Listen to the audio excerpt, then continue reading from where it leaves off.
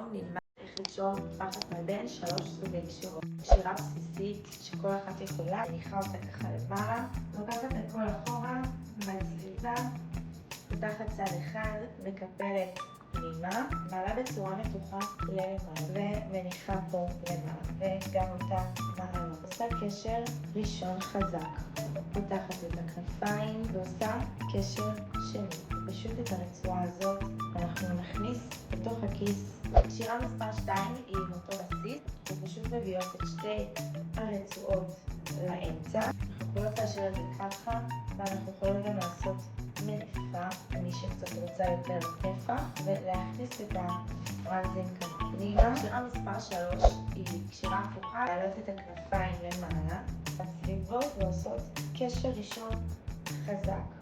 לוקחות את שתי הרצועות ופשוט מצליבות כמו צמח ועושות סיבוב כמו פרח, לוקחת רצועה אחת, מכניסה אותה פנימה